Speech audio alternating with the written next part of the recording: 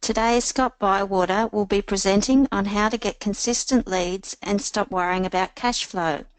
Over the past 14 years, Scott has created dozens of successful lead generation campaigns for himself and his clients and generated millions of dollars in revenue. Today, he'll be walking you through his step-by-step process. So welcome, Scott. Yeah, no, thank you. Thank you very much, Nori. That's great. I'm really excited about getting stuck into today's call. So just so everyone knows who's online, we've got a training company on live. We've got Jane, who's health and education, does some amazing things with with migraines. We've got John, who runs a travel agency. We've got Taryn, who runs a large dental practice, and we've got Gary from FIFO Capital, single invoice finance providers. So we've got a whole range of businesses here, and what I'm going to do is I'm going to try and tailor it to you guys as I go through it.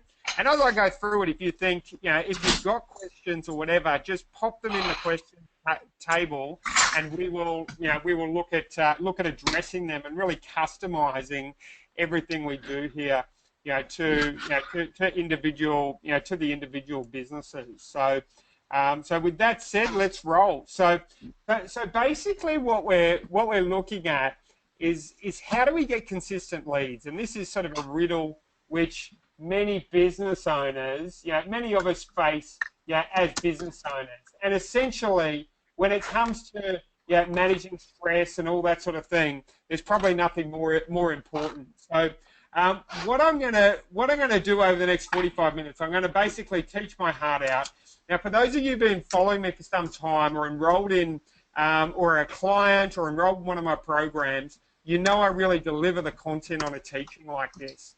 So I'm going to be basically, giving it all. If you've got input or you've got questions or whatever, feel free to ask them, and we'll get, I will look at addressing them throughout the call. So my bold promise is, most people are addicted to Google AdWords and Facebook and all of the the hot shiny things, and sometimes it's right. Like I mentioned, we've got a facilitator, a facilitation company online. I said, Google AdWords would probably be really good for you, but sometimes it's stupid. Do you know what I mean? Sometimes Facebook isn't the right answer. Sometimes Google isn't the right answer. So, it's a way you need to look at all of the tools that are available to you. It's like having tools in a tool shed. If you need to put up a painting, you use a different tool than if you need to hack apart some wood. So it's learning which tools are going to be the right ones for your business. So basically, we're gonna show you a proven way to get in front of hard to reach prospects, and the best way to handle the initial meeting. Now, I'm going to be providing some real examples on this webinar as well. So it's going to be very practical, and you're going to see exactly the stuff to use. Now, in terms of my story, if you're like, well, what does this guy know? I started out knocking on doors. I actually thought in the very early days, this is probably, how many years going back? This is probably about 15 years ago. I went to like 12 different businesses, no success. I made like one sale for $200 or something. Then I put a proper lead generation system in place, and things started to become more magnetic, and the business started to become more magnetic. Since then, I've shown plenty of others, how to do it. So, if you go to scottbywater.com/proof, you'll see testimonials there from like Stephen Aiken from Aiken Real Estate, who made generated dozens of listings using my system.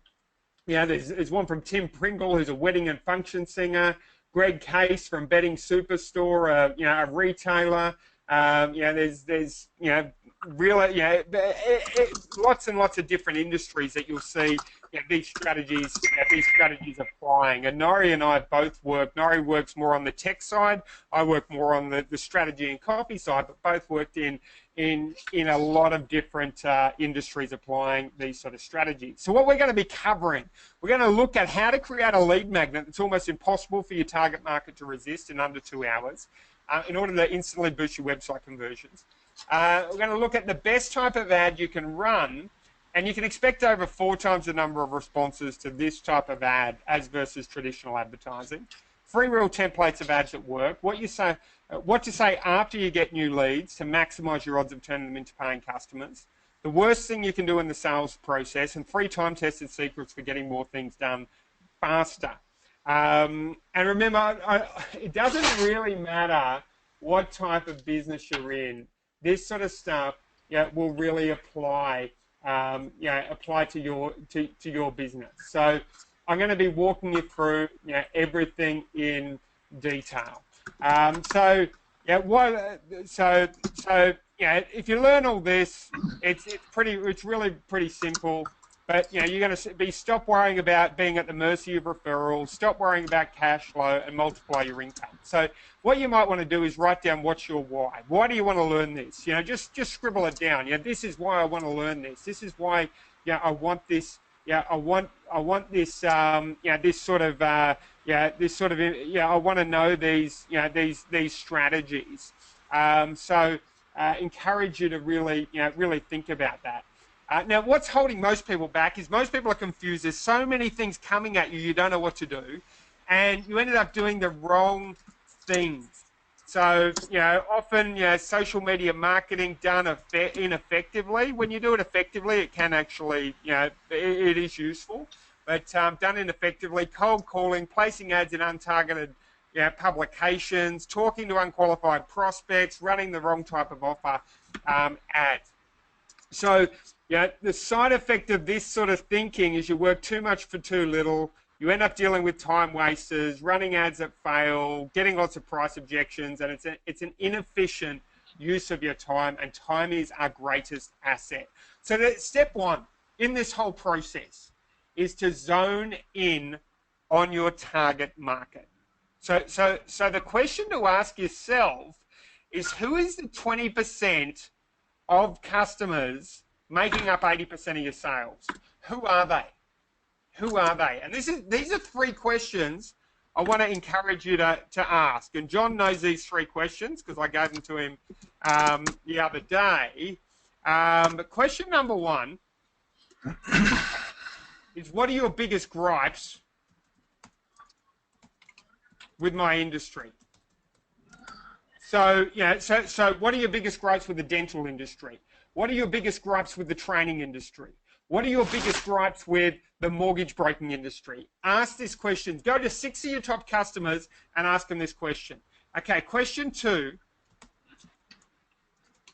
is, if you could have it any way you wanted it, what would it look like? And so if you could deal with a mortgage broker and get everything you wanted, what would that actually look like? And question number 3,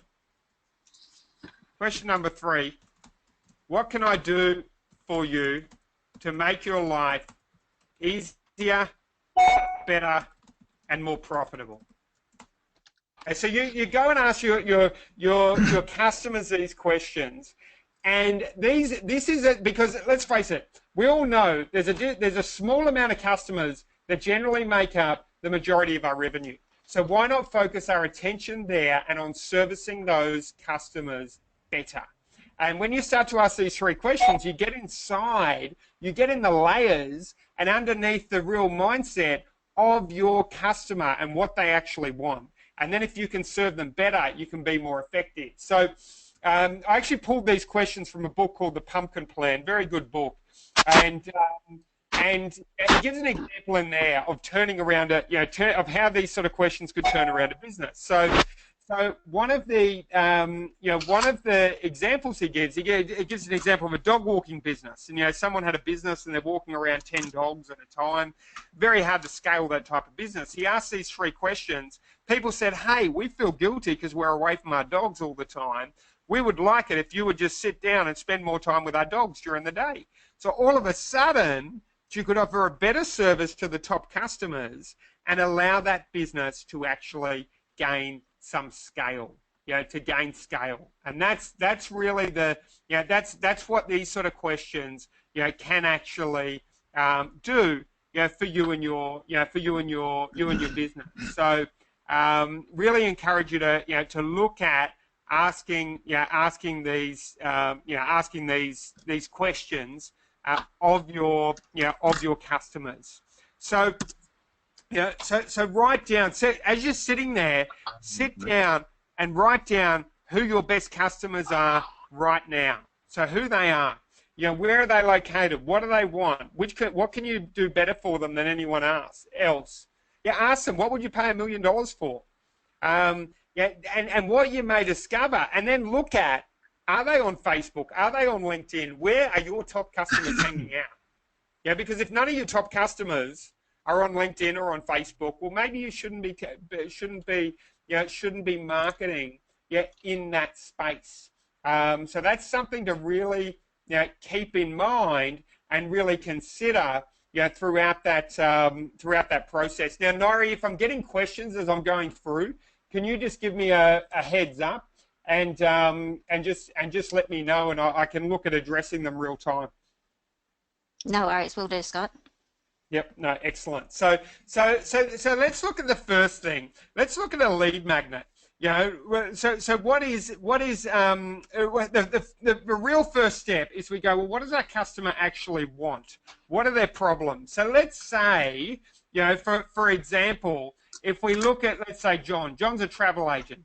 So his customers, maybe they're, and he sells cruises. So maybe they don't know how to go about, doing the cruises. He could say something like, we offer a free video, a free report on the 7 things you need to know before you book a cruise. Now, what other industries do we have here, Nori? Can you just cite them off, and I'll actually tap them out real time. So travel agent. So these are the sort of free reports you can have. Seven things you must know before you book a cruise. What other industries do we have? We've got a mortgage broker, I think. Mortgage broker. 7 mistakes people make when refinancing their loan. Their home We've loan. got performance, coaching performance. Performance coaching.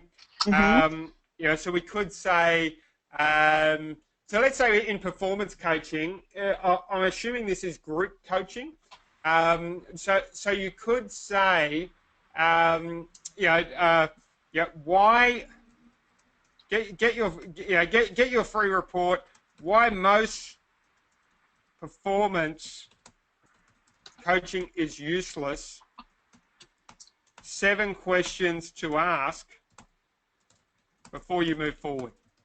And it could potentially talk about, the fact that most, let's just say hypothetically, I'm just thinking out loud. I haven't done my research here, but let's say you could talk about in that sort of situation, hey, most performance coaching, they don't check what the results are before, they don't check afterwards, they don't have follow-up, they don't implement this special 7-step checklist that we have, and therefore that differentiates you as well from your competition. So what other industries there, Nori?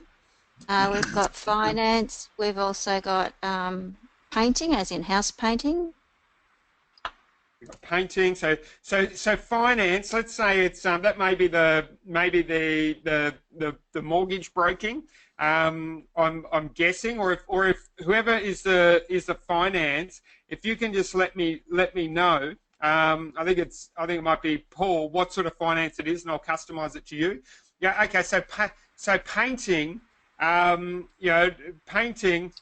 7 mistakes people make when choosing a painter. Choosing a painter. And you could start out that not all painters are the same. etc., etc. So these are the ways you can look at creating these lead magnets. So let me give you an example of actual ads, for this sort of for this sort of thing. So you can just get a feeling, for the different types of lead magnets. So if we look here, we've got a squeeze page, and this is just one of mine. So it's marketing and advertising cheat sheets. Here's what you're going to get on these cheat sheets. Enter your email address here. So that's an example there. Then we've got one here. This is for we've got a dentist as well. I think we've got a dental business. So I'll bring that up in a second. But whoever said there was no such thing as a free, so this is for a restaurant. Free lunch, didn't know about this voucher, and it offers a free dinner. We've got one for a hairdresser as well. There as well. So then we've got the short sales letter, which works particularly well if you're targeting, for example, if you're business to business, and let's say you're in finance and your target market is CEOs of Fortune 500 companies, well then you're probably better off going with a direct mail letter or a LinkedIn campaign or that sort of thing. And if you look here, smash your control with this 7-minute seed. So this was sent to large direct mailers in the States, offering a free report on which obviously appealed to their to what they wanted to achieve, and it offered a free report doing that. So as you can see, it can come in many different modalities in the way that we're doing one. This was for a renovator. Easily revalue their property for thousands more by understanding this real estate secret. This was for a real estate agent. So you can see how it can apply to virtually any business. This is for a betting retailer or a betting company. So depending on the sort of business you've got, you can customize it quite specifically. So for example, I mentioned the dentist one earlier. For the dental example, what we can do, what we could do there is, let's say you wanted to do teeth whitening, and you had a Google ad. You could offer perhaps a special report or a special video on the mistakes people make when they choose when they go for teeth whitening. I mean, I think with dental, the whole mistakes angle is quite powerful because there's this big fear. I just had my whole front teeth reconstructed, and it was a big decision-making process on who do I go with, what's the thing, and it's like tens of thousands of dollars to get that done. So if someone had taken the time to educate me about that, I would be so much more likely to choose them. And in my area, at least, nobody was doing that. So that they could have had a much greater advantage if they took the time to educate in regards to doing that. So any questions come up yet so far, Nori? No, nothing yet, but we've also got some other people in the finance area for small business, debtor financing, known as factoring. We've also got the health industry, and we've also got a yogurt industry as well. I think they're based at Byron Bay. Okay, Cash excellent. up front. Excellent. So if we look at let's say I think the factoring, for example, and my understanding of factoring is you get money now for your invoices, sort of thing. So my understanding probably isn't as deep as it could be, but that's my understanding. So a very simple way is if you can target people who are likely to be in your target market, and say and something like need money now. I mean, I would probably go for a direct approach with that almost. In terms of need money now, find out how you can, find out how you can get it. And there it's all about identifying who is your very specific target market, and do they have a bleeding neck where they need the money now or they're going to go broke, or what's their exact position, or do they just need their money faster so that they can grow their business? Or what is their bleeding neck? What's their problem? That's what's important. You always got to get inside your customer's shoes to understand them. But that's how I would angle that. Yogurt, I might need a bit more special, a bit more. A simple thing to do with yogurt. If it's retail yogurt or whatever, is you can say, hey, get your first one for free, and if it's that good, people will just it's a consumable product, so they will just come back more and more and more and more in that sort of case. So we've got factoring, we've got yogurt, we've got the whole migraines thing, and the whole. I mean, I would create a report about migraines. That, like, I would say one simple technique that can relieve your migraine in 2 minutes. That's like powerful. It's like, oh, I can do this one thing. Now, it's probably not the whole solution, but it might just give me a bit of relief. And then if I do that, if I, like I've heard that if you put your thumb between your thumb and your first finger in that area there and rub it, it's meant to relieve pain or something like that. But let's say I've got a migraine and I do that, and it relieves my pain by 40%. All of a sudden I think, hey, this person knows what they're talking about. What else do they know? What would happen if I actually paid them and got consultation with them? And that will hook someone in, because it's like, oh, one simple thing, I can do it in 2 minutes, and you get that instant engagement. So think of the stuff that you do where people just go, wow, where they go, that is incredible. And these are the things you want to really be looking at, be offering and referring to as part of those lead magnets. So you've got to make sure it hits the white hot point of desire. And I always say minimal viable response. And what I mean by that is, just run an ad and see if people. So we've all talked about, we've all heard about sales funnels. It's a real hot talk at the moment. But just run an ad and see if someone snaps up your lead magnet.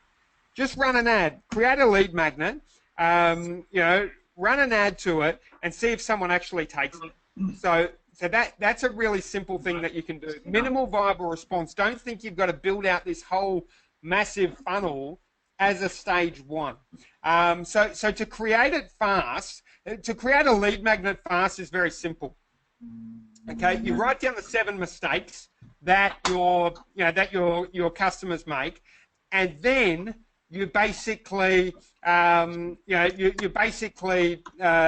then use them. So who wants to put their hand up? And I'll show you. I'll bring this stuff to life. The clear one says it's got to be no listing was paid over 2 months ago, which I haven't been. We're getting the background noise from Nairi, and just mute them. Yeah, I'm having a look. So that's really that is a really effective thing to do. But if you'd like me to pick you, just say pick me, and I'll apply this very specifically to your situation. Everyone will learn from this. Yes, we've got Mark, so that's awesome. Let me just see if I can unmute Mark. New Zealand facilitators. Hey Mark, how are you?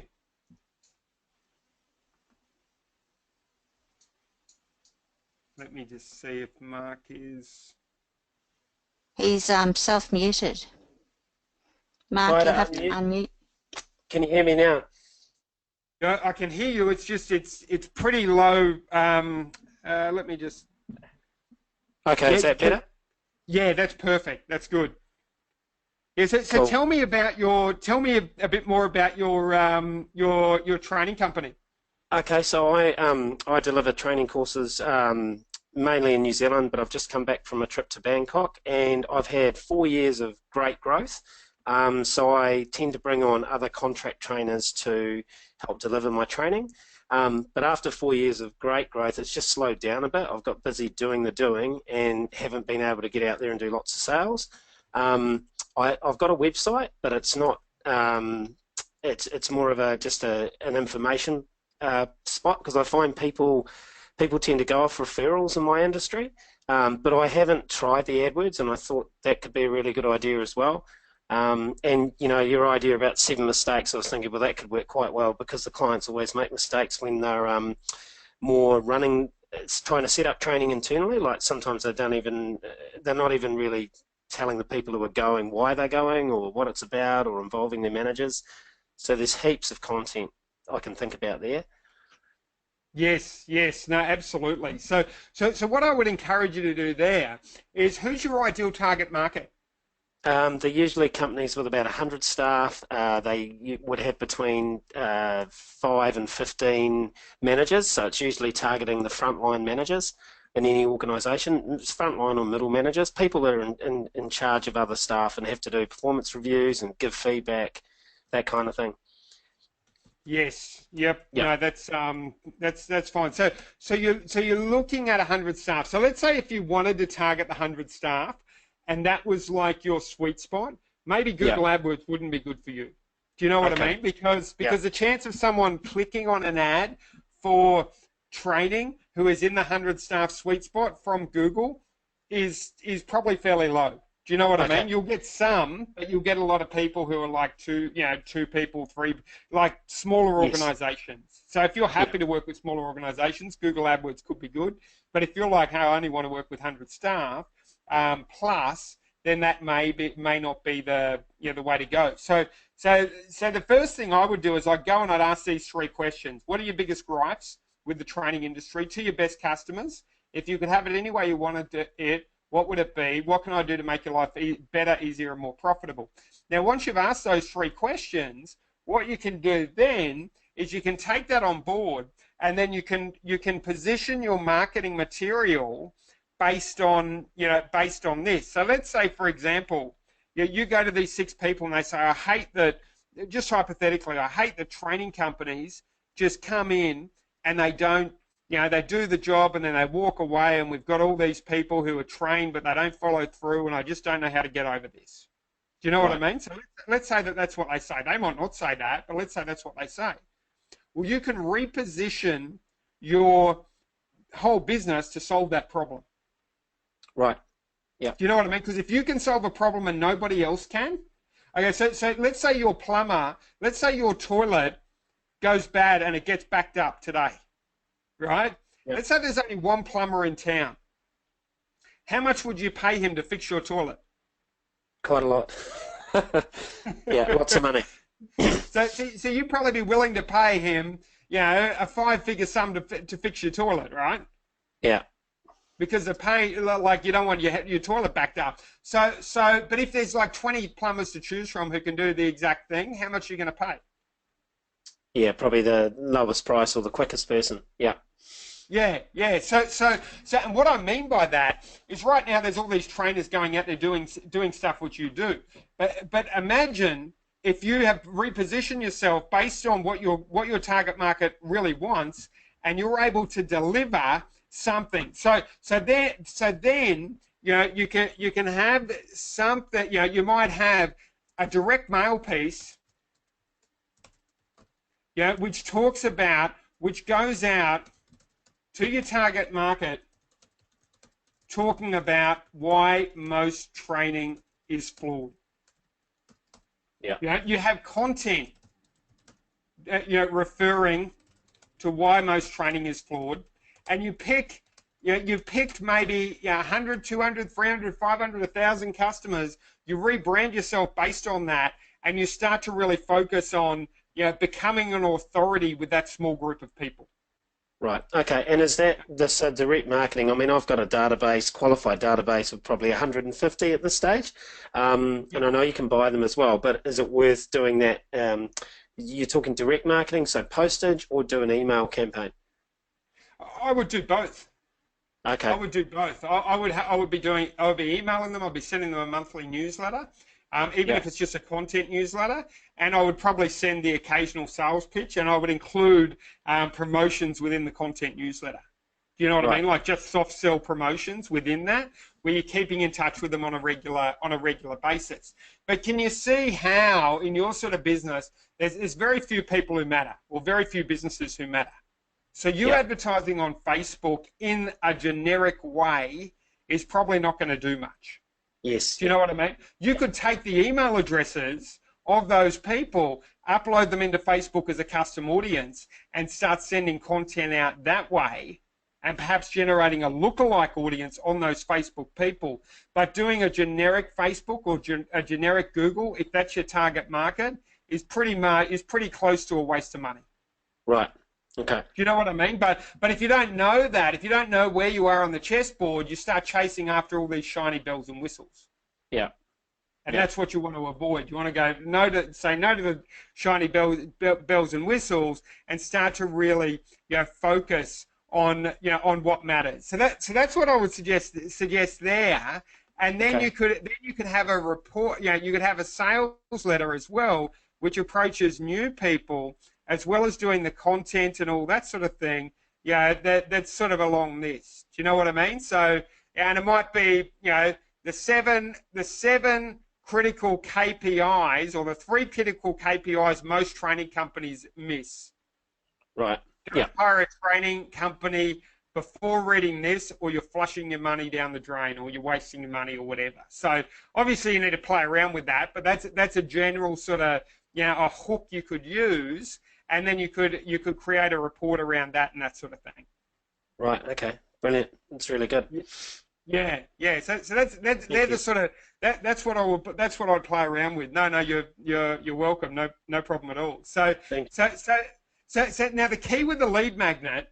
Okay. So the 3 critical KPIs. What are they? What's the 3 critical things that training companies miss? Well, I think it's more what the client misses. I think the clients don't involve the manager of the participant. So I've developed a product at the moment where the managers are involved in the follow-up with the trainees after the training. They don't tell them why they're on a course. No one ever gets any clear information about why they're doing it.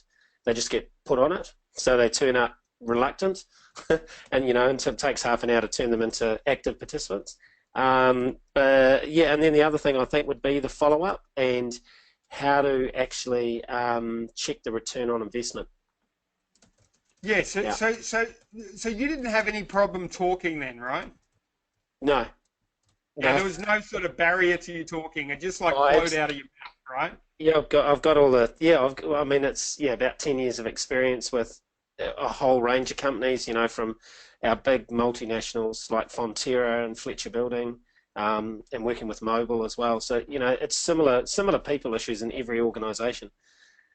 Yes. So you could talk. So let's say you had a structure, and you said, okay, the first point we want to cover. First point is client isn't clear on objectives. Second point is turning up reluctant. Turning up reluctant. Third point is whatever. Do you know what I mean? So now I'm sure that if I said talk for 5 minutes on the importance of a client being clear on objectives, you could talk for 5 minutes about that. Absolutely. And it wouldn't stress you out. Do you know what I mean? You could just go blah blah blah blah blah, and it would come out, because it's in you. It only takes 5 minutes to talk, but it takes 10 years to get to a place where you can talk. Yeah. So what you do to create your lead magnet in a very simple way, and this isn't going to create the world's best lead magnet, but it will give you the foundation, and then you'll have to, you'll need to go through and obviously edit it and play around with it and that sort of thing. But you can just go, here are the 7 points, and you talk about each, you get it transcribed, and then you've got you've got 10, 15 pages of lead magnets sitting there. Right. Okay. Yeah. Do you know what I mean? So that's the potential in what we're in what we're doing here. Is that you can go boom, boom, boom. So Scott, would you maybe not send those all out directly? Like you might talk about one point in one newsletter. Yes. So what I would tend to do is I would, yeah, you could talk about 1 point. I mean, it depends how you're doing it, but you talk about, if you're doing an email, you talk about 1 point at a time. If you're doing a lead magnet, you'd probably incorporate the whole thing. Right. But once you get into this content creation, you will have no problem creating content once you do it right. Do you know what I mean? If you want to create content, like loads of it, just think of 10 particular topics, and then think of 10 particular subtopics underneath that topic. All of a sudden, you've got 100 topics that you can talk about for 5 minutes. Right. Okay. Do you know what I mean? So if you talk about, topic 1, how to train. Topic 2, pre-training. Topic 3, how to handle participants. Topic 4, whatever. And then you can be a content trained fairly easily. It's just knowing how to carve up that content and get that distributed. Right. Yeah. So, brilliant. but yeah, in an email, obviously you're not going to write a 15-page email, but for a lead magnet, it may be practical to do that. So that's how you can create these sort of things really fast. And then implement fast, because that's what it's about. Because if you can implement these sort of things in a week, while the perfectionist is taking 12 months to implement it, and you can get 52 tests done in a year, it just makes you heads and shoulders above. It gives you a huge unfair advantage over all of your competition. So I did ad for lead magnets, which we sort of covered. But when you're advertising the lead magnet, just sell the lead magnet. Don't sell your services and all of that sort of thing. And if you build a database, like people who know, like, and trust you, like the reason we can promote a webinar and get people to arrive is because we've built a database. So that's why you're all here, is because we've sent you an email and then you've responded to that email, and you build a brand with a small niche of people that matters. So in your case, there might only be 500, 1,000 people in the country who actually matter, but if you can be the #1 name in their head, if you can be the Brad Pitt or the Angelina Jolie of their actual industry, then that's where you want to be. But you don't need to be a celebrity everywhere. You just need to be famous, in inverted quotes, with 500, 1,000 people. And it's the same for the dentist. You just need to be famous. Let's say your target market, and you work out that, hey, the people who spend the most money when you go through your database are people who are aged over 35 or people with small kids. And you might be in a town of, let's say hypothetically, or an area, or even if you're in a city where most of your customers come from, which is 100,000 gap, and there might be maybe 15,000 people within that sweet spot who are really in your sweet spot of customers. Well, you want to become famous among 15,000 people. Everyone else, it doesn't matter, because they're not going to pay you. Do you know what I mean? Unless you want to become a celebrity for some reason, there's no reason. But there is an advantage to obviously having authority in your niche, because when you've got authority, the only reason if I invented a car today and tried to sell it for 100,000, even if it was as good as a Mercedes, odds are people would choose a Mercedes over the car, over Scott's Car Incorporated, because it's a Mercedes and it's got authority in the marketplace. And that's really what we want to be aiming for, is building that that authority in the marketplace is what we want to be targeting. So if we look at the follow-up sequence, and here it's the same concept. Do you want to buy from your mum or a stranger? And if you're good at marketing, you don't need to be good at sales. And what I mean by that is that obviously it's an advantage to be good at sales, but your positioning. You don't. The guys at the Apple store do not need to become killer salespeople and know all the latest closes and all that sort of thing. And neither do you. As such. What you want to be focusing on is get good at marketing so the right people are attracted to you, and then you can pick and choose who you're working with. And the key to that is trust. So at the end of this webinar, you will probably trust me more than you did beforehand. If you've never heard me from a bar of soap and you get 7 emails from me, which are useful, you'll trust me more. The same as your customers will trust you more. If you've done a dental job for someone and they've come and seen you 3 times, they're going to trust you more than if they've never seen you before. So, so the key to everything is trust, and building it on a mass level. We do it with content, and first we've got to bring them into our funnel. So that's what we've covered today. But let's have a look at the follow-up, the follow-up process with this. So follow-up sequence samples, and I'll give you some examples here. So this is one I did real time on a call with someone. They ran an Etiquette Academy. So email number 1 was, here's a free report you requested. Email number 2 was how to handle the interview process. Email number 3 was what to wear in an interview. So this is all about how to get a job. Email number 4, how to follow up on a job interview. Email number 5, how to create a great first impression, and so on. So we create these these email sequences for people so they understand that. Now, if someone wants to put their hand up, I can very quickly create an email sequence from you. So just say, say yes, use me, pick me, whatever, and I'll show you how to create an email. I'm not going to write the emails, but I'll show you how to structure your emails in terms of the process that you actually use. So let's just have a look here. We've got a dental practice. If no one's going to put their hand up, I'm just going to pick someone. Let's go for the dental practice. So if I'm going to do a dental practice one, let's say I come in for I reply to a free report on teeth whitening. So the first email number 1, is you send the free report and you tease about what's coming next. I.e., hey, we're going to have another free report come, and we're going to have another one and so on. So email number 2 is maybe a story from a client. Hey, this is John. He had our teeth whitened with us. He got a great response. Email number 3 might be some FAQs.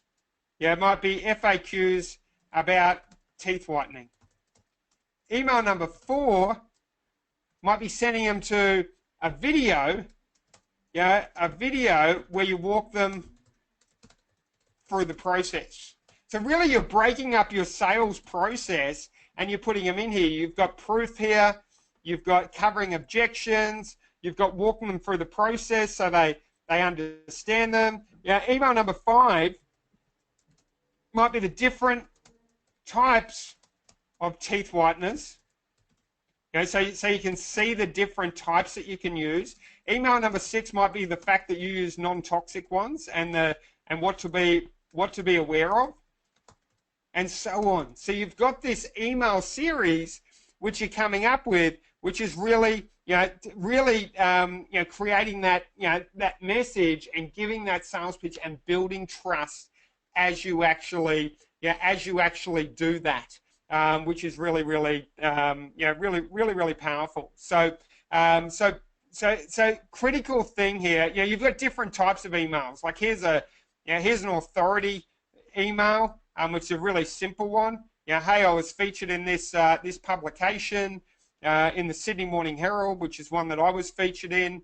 Go and check it out. So that sort of builds authority. You've got contrast emails, where you basically you will explain, like this one is offering a high level service that I offer, so that when I offer a lower level service, it feels like more of a bargain as such. So you've got engagement emails, like this one's a homework assignment. So do this homework assignment so you engage your customers. So as you're sitting there talking about engagement, if you engage, you get more out of something, and you're more committed to it. So just write down, what's the one thing you're going to take away from this webinar and implement straight away, in terms of what you're, to your business. What are you going to take away and implement to make your business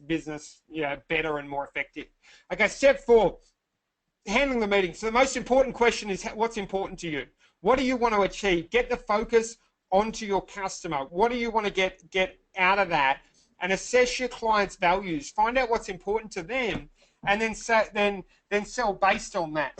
And always give permission to say no, because no one likes to be pressured. What you want to do is you want to understand your customer so well that selling becomes just a no-brainer. Obviously, you do qualifying in the early stages, but you also say, hey, just so you know, feel free to say no at any time. This may be a good fit. This may be not a good fit, and that just relieves the whole pressure from the selling situation. So the key is get the right people in the funnel so sales becomes easy as such. So they're things to remember when you're handling the meeting. So let me just so I've got some examples here of structure of the call. Identifying your prospects' desires and questions to ask. Develop a structure. Find out where they're at. Hone in on the problem. Future pace. Ask benefit questions. Cover objections. Close sales. So you have that. You have a process and a structure that you go through, and you obviously adapt that to the situation of the call that you're on, so to speak. So that's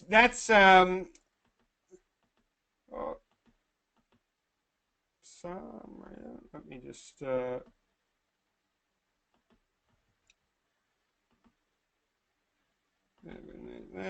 step 5 is the proposals. With proposals, think of all the questions your customers has, write them down and answer them in your proposal. So I had I'll just see if I can find it, but I've got I think it's here.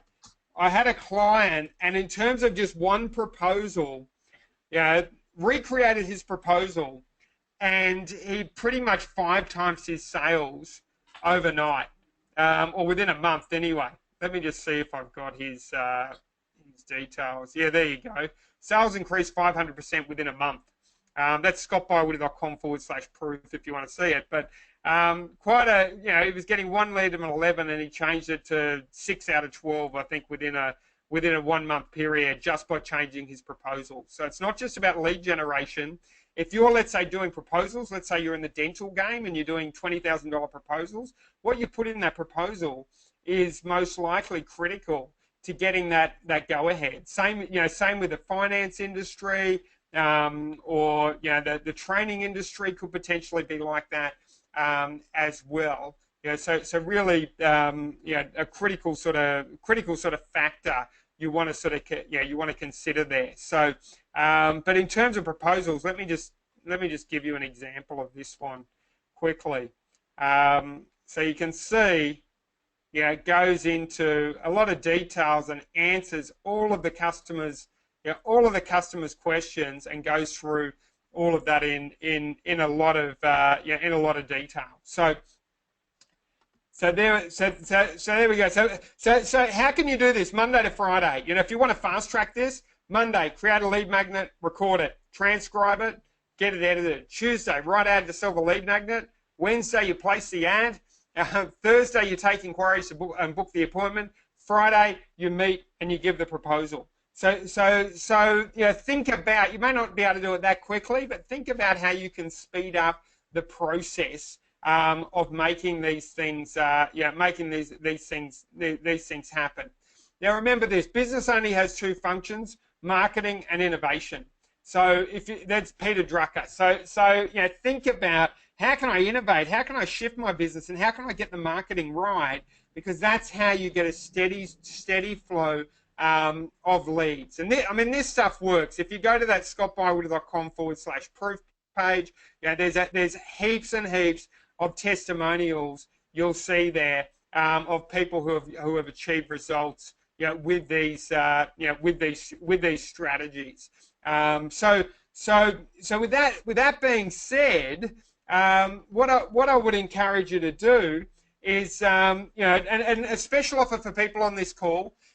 If you qualify, I'm happy to spend 20 minutes with you and see how this all applies to your specific business, because what it's a matter of going is where are you on the chessboard, and therefore which strategy applies to you, and how can we get it done for you as quickly as possible so you can leapfrog over the roadblocks that are holding you back. So if you want to book in a consultation, go to smarturl.it. It's just down here /boost my list. And if you go to that URL, enter your details in there within the next 24 hours, then we'll be in touch with you to book in a time from there and take things from there. Now, any questions on how we can apply this to your specific business? I'll just open this up for questions. I might just unmute a few of the callers, and feel free to just speak up and go, what about this, or what about that, or how would this apply to my specific business? So hello. Yeah, hello. Yes, hi. Can you hear me? Yes, no, I can hear. Hi, it's Stan here from Sydney. How are you? Yeah, good, Stan. Yourself? Hello. Yeah, can you hear me? Yes. I can hear you. Yes. No. Go ahead. Hi, Scott. Great webinar. I'm from Sydney. I've heard about you before in the past, and quite a few of the Aussie marketers that you talk about. Now, my niche, guys, is in the field of a little bit more of the esoteric spiritual realm, but I'm showing people through their date of birth what their soul purpose is. And yes. I'm going to start doing meetups and showing people very fast about how I can, just through their numbers, what their strengths and weaknesses are. And what I'm looking to do is then maximize that and maximize their business productivity by showing, when they form teams or downlines, how to maximize their productivity through frequencies. And I can do it in a way that it's grounded and business-like, not airy-fairy type thing. And it's very unique. Not many people have it, and I believe I can do a very, very high ticket, because I'm assembling some very proficient people around Australia that want to join with me in the spiritual realm type thing, but not airy-fairy. And so I'm just trying to think how your angle, because to give you an example, I've studied a little bit of Mal Emery in the past. I've studied a bit of Russell Brunson stuff. I'm in tune with marketing and that, but I totally agree about constant leads and marketing innovation. And I now want to very fast get to selling my intellectual property in my brain, high ticket, fast as I can. And I want to know if what I'm doing, this niche, can help, because I'm promoting also a high ticket digital entrepreneur program, and I want to grow a team based on showing people frequencies of maximizing each other's numbers, and it's very accurate and fast, and I can prove it within 60 seconds. So this is my initial thought. So the first thing you need to overcome is the skepticism of the market. You know what I mean? So the best way to overcome that is to, do you have any business owners who are well respected, who've got a great result, who'd be willing to share their story? Yeah, what I'm going to do is I'm going to get a whiteboard and do their numbers while standing next to me, and then put it up on YouTube. Yes. But what you need to do, like, let's say if you had the Prime Minister of Australia raving about you, you think that will give you credibility? I had his cousin raving about me, and I knew he was going to be Prime Minister 2 years prior to becoming Prime Minister. And his cousin was the head of the psychic world in Australia. But in saying that, just so you know, the most wealthiest people, billionaires, actually get advice from astrologers. I know that firsthand. Yes. So whether they will share it or not is another question. But strategy number one for me would be to find someone in some niche who's well respected, and get some sort of testimonial or endorsement, because that provides credibility to then go out to that particular niche where they have credibility and move into it. Yes. Now, what you could sort of look at offering maybe is some sort of questionnaire, like building up some sort of a software as a service. Like, I don't know, you might want to look at like Wealth Dynamics. They've got like some sort of questionnaire where it comes back and it spits back, hey, this is your personality and this is what you're best at, as an initial, high-level volume sort of thing where you could have a lot of people go through it. And then obviously that will drive a lot of your one-on-one consultations as such. But the question to ask is, before any of that, is who's my ideal customer and what's my business model? Because it's obviously different. If you just want to go after all the CEOs, maybe it's a word-of-mouth, relationship sell, that sort of thing. Whereas if you want to go out broad market, it's a different type of sell. Okay. That's a question you want to get clear on first. And the way to get clear on that, potentially, is go, well, who are my best customers right now? And get inside their heads, ask them the questions. Hey, ask them why they come to you. What else they'd like you to offer? What's the biggest gripes they've got with people in your industry? All of that sort of thing. Get inside their heads, understand them, because it's much easier to get more people like them than it is to go and try and convince everyone, to try and convince all of these other people. Do you know what I mean? So that's you want to convince people who are easy to convince. So that's really that's really key. Is you don't want to be selling to people who are impossible to convince. I understand. Yep. Yeah. So that would be my high level takeaways. In regards to that, that's what I would suggest as a starting point. Okay. So any other questions out there, or anyone got any other anything else they want to anyone else any other questions they want to ask, or anything covered? John, I don't know, I think you're muted. As such, Mike, how'd you enjoy the webinar? I think Mike might be muted as well. Well, yeah, mate. Yeah, I really enjoyed it. Thank you. It was excellent. Very clarifying. Taking lots of notes, and I've got lots of things to go away and do. Yeah. No, awesome. No, that's good. What's the number one takeaway? Let me just find it, because I just posted it on Twitter. Hang on a second. Okay, good. Yeah, one line you said. You said, build a brand of a small niche of people who matter. I thought that was critical. So yeah, I took down a lot of notes, but that was one point that really stood out to me. Yes. No, excellent. No, that's great. That's great. So what we might do is we might just wrap up there. Any final comments you'd like to make on your end, Nori? No, nothing else from me. Thanks, Scott.